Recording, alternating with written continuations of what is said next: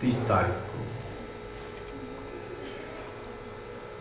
प्रत्येक रविवार को जो कार्यक्रम होता है उसी के तहत वार्षिक उत्सव में आप सब यहाँ पहुंचे।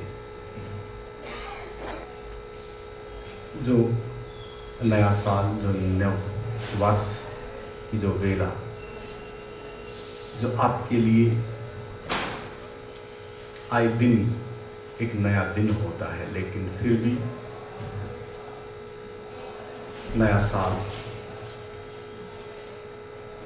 हर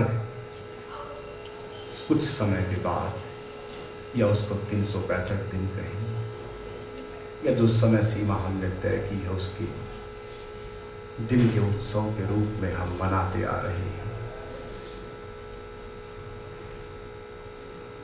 मित्रों,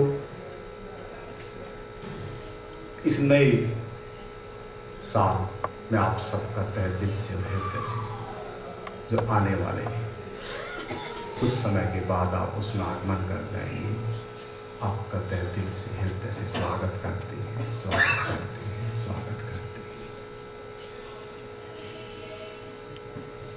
मैंने क्यों कहा कि कुछ दिन और कुछ समय के बाद नव वर्ष की वेला मनाई जाती है,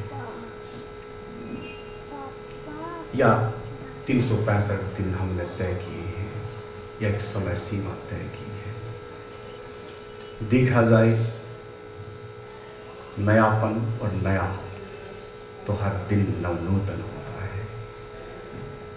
शायद कोई दिन आपका ऐसा हो जो नया ना हो। हर शरीर का हिस्सा हर दिन बदल जाता है। बचपन से आप देखें, बच्चा बदलता है, युवा होते हैं और फिर बड़े हो जाते हैं। शरीर का परिवर्तन चल रहा है। मन देखें, मन कुछ समय पहले कैसा था, फिर कैसा, और धीरे धीरे मन का परिवर्तन चल रहा है।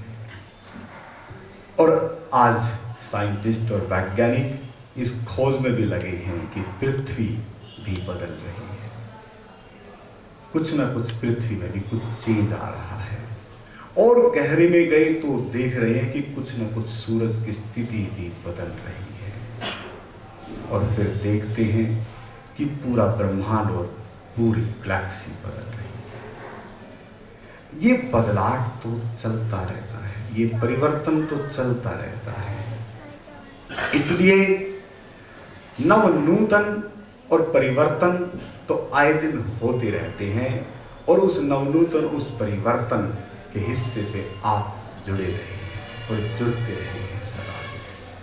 लेकिन हम एक ऐसी और ऐसी अवस्था में भी हम लौट सकते हैं जहां कोई परिवर्तन नहीं है। एक ऐसी अवस्था और एक ऐसी स्थिति है आपकी जहां कोई परिवर्तन नहीं होगा। आप सोचेंगे कि फिर वो ऐसी कौन सी छटा है, या ऐसा कौन सा स्वरूप है, या ऐसी कौन सी स्थिति है, या ऐसी कौन सी अवस्था जो कभी ना बदलती। अनेकों नामों से आप उससे परिचित हैं, अनेकों नाम प्रचलित हैं, अनेकों नामों से आप परिचित हैं।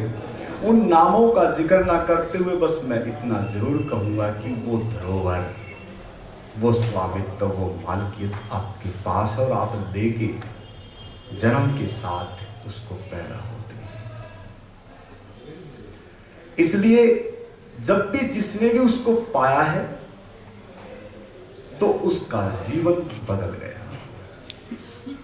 जब भी जो भी उसके करीब रहा है, समझो कि परिवर्तन हो गया।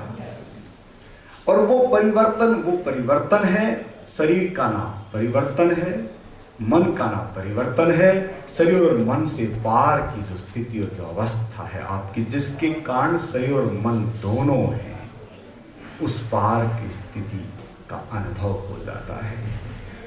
और जब वो अनुभव होता है तो उसके बाद जो शरीर से और मन से जुड़े हुए जो हिस्से हैं, वो हिस्से मिट जाते हैं और गिर जाते हैं। केवल वही बचता है जो नवनूतन है, और उसी नवनूतन तक पहुंचने की प्रक्रिया और उसी नवनूतन तक पहुंचना, और वही आपकी मंजिल और वही आपका लक्ष्य है, लेकिन भूल गए हैं। इसलिए हम मन के तलों पे लक्ष्य तय करते हैं। अब आपका 2012 वर्ष जैसा भी बीता, उसमें कुछ लक्ष्य आपने किए होंगे, कुछ बनाए होंगे। ऐसे ही अब 2013 आएगा तो उसके भी कुछ लक्ष्य होंगे, कुछ मन की अभिव्यक्ति, कुछ मन की महत्वाकांक्षाएं होंगी। अपने अपने मनों के अनुसार आप अपनी व्यवस्था को तय करते हैं, और वैसे वैसे आपका एक एक वर्ष बीतता चला जाता है। एक एक वर्ष को आप पीछे छोड़ते चले जाते हैं। अब बहुत से पीछे छोड़ते हुए बीते पलों को ही बहुत से याद करते रहते हैं। फिर भी आगे की जो कुछ नवनूतन जो आपकी अभिलाषाएं, जो मनोकामनाएं हैं, वो महत्वपूर्ण हैं, लेकिन हम अतीत से ही चिपके रह जाते हैं। इसलिए आगे के बारे में, उसके बारे में कुछ विचार विमर्श, कुछ चर्चा या कुछ मन की अभिव्यक्ति और अभिलाषाओं के लिए अगर आप जी रहे हैं तो वो शुभ है, लेकिन जो अतीत को ढोए चले जाए वो तो फिर ज्यादा अशुभ हो जाता है। इसलिए जो गया गया। अब आप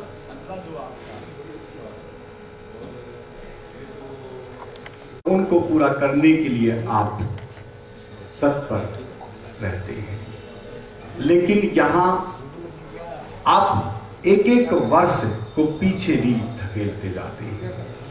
लेकिन आप ऐसे घड़ी में प्रवेश करें जो आपका हर दिन नवनूतन हो जाए।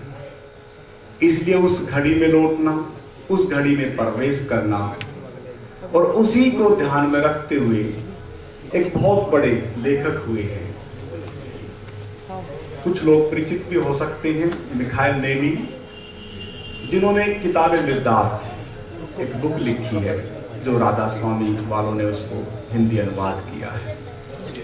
उसी को मैं पढ़ रहा था और उसी में से कुछ चंद लाइनों को मैं आपके सामने रख रहा हूं। जो मर रहे हैं उन्हें जीवन का उपदेश दो। लाइनें चंद हैं लेकिन बहुत महत्वपूर्ण है, थोड़ा सा ध्यान देंगे।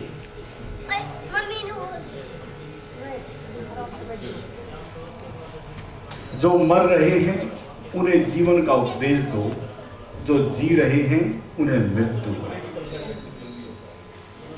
किंतु जो आत्म विजय के लिए तड़प रहे हैं उन्हें दोनों से मुक्ति का उपदेश दो।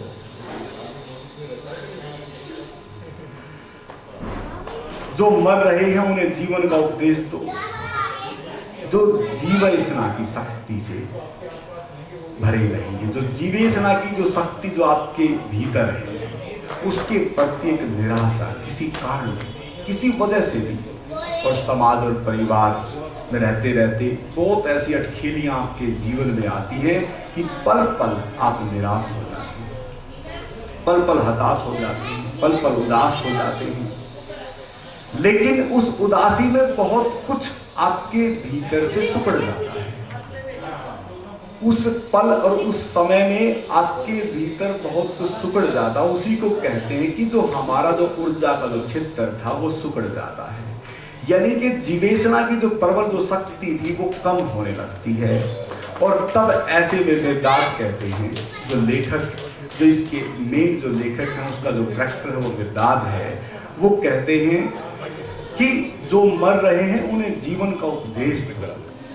यानी कि जो निराश, हताश और उदास हैं किसी कारण भी, किसी परिस्थिति वश भी, तो उन्हें जीवेशना की शक्ति से भर दो, उसको ऊर्जा से भर दो। उसके पास अथाह ऊर्जा है और वो अथाह ऊर्जा से फलित है, लेकिन कुछ ऐसी स्थिति बन गई कि उसके कारण उसकी जो ऊर्जा वो छिन्न भिन्न हो जाती है। जो ऊर्जा जो छिन्न भिन्न जो होती है, उस ऊर्जा से हमारे साथ साथ जो शरीर के जो ग्रंथियां हैं वो भी काफ़ी कंपित और हलचल में आ जाती है और जो मुख्य जो बीमारी है वो उसी कारण लग जाती है। इसलिए वो कहते हैं कि जितनी जिवेशना की शक्ति प्रबल होगी उतना ही हम आत्मवान की स्थिति की ओर बढ़ सकते हैं।